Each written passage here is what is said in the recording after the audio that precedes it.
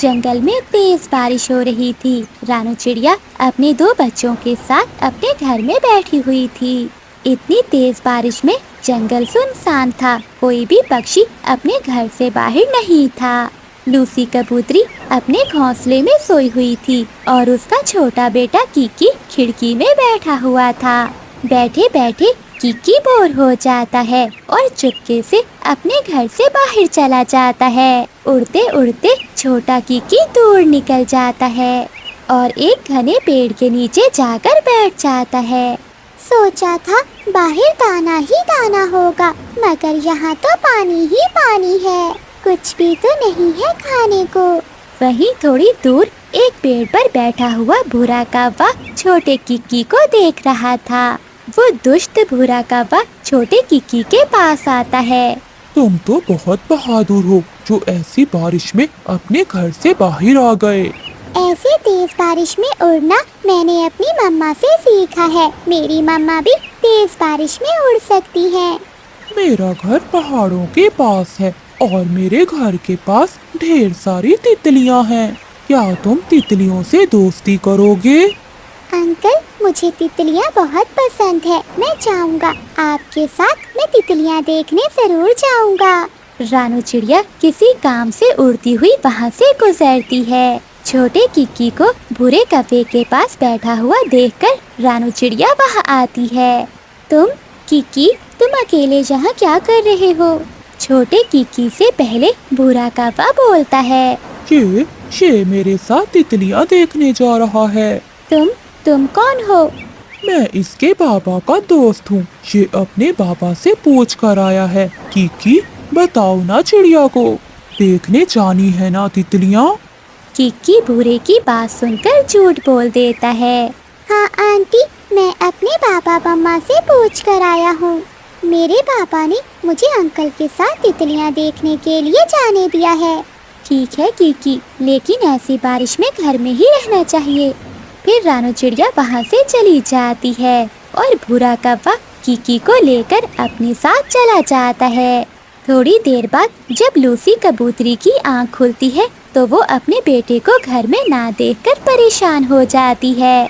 मेरा बेटा कीकी कहाँ चला गया? परेशान माँ कबूतरी तेज बारिश में अपने घर से निकलती है। वो अपने बेटे को इधर उधर देखती है और फिर चिड़िया के घर जाती है। चिड़िया बहन, मेरा बेटा कीकी कहीं चला गया है, मैं कब से उसे ढूंढ रही हूँ। लूसी, कीकी को तो मैंने एक कौवे के साथ जाते हुए देखा है। जब मैंने उससे पूछा तो उसने कहा कि वो अपनी मम्मा पापा से पूछ कर आया है। चिड़िया बहन, वो कौवा मेरे कीकी को कहाँ लेकर गया होगा? अब मैं अपने बेटे को कहाँ ढूंढूंगी? मेरा बेटा। लूसी कबूतरी रोने लग जाती है। लूसी, अब रोने से कुछ नहीं होगा, हमें छोटे कीकी को ढूंढने जाना होगा। अभी वो कौवा कीकी को लेकर दूर नहीं गया होगा। चलो हम गोरी के पास चलते हैं। ऐसी लंबी चोंच और बड़ी बड़ी आँखों वाला कौवा सागर वाले जंगल में रहता है, मैं जानती हूँ उसे। मैंने सुना है कि वो कौवा बच्चे पकड़ पकड़ कर खाता है। अगर जल्दी से छोटे कीकी को ना बचाया तो कुछ भी हो सकता है। मैं आपके साथ चलती हूँ। फिर रानू चिड़िया, लूसी कबूतरी और गोरी कौवी कीकी को ढूंढने निकलती हैं।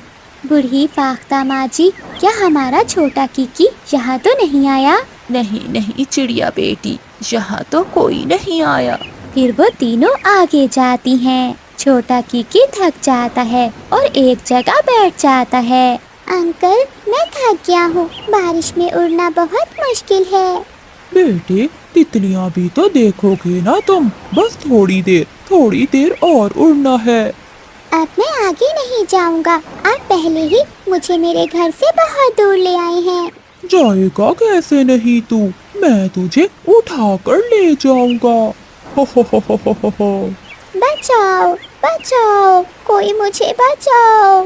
मिठू तोते का घर थोड़ी ही दूर था। वो शोर सुनकर वहाँ आ जाता है। दुष्ट कौवे, क्यों बच्चे को डरा रहे हो?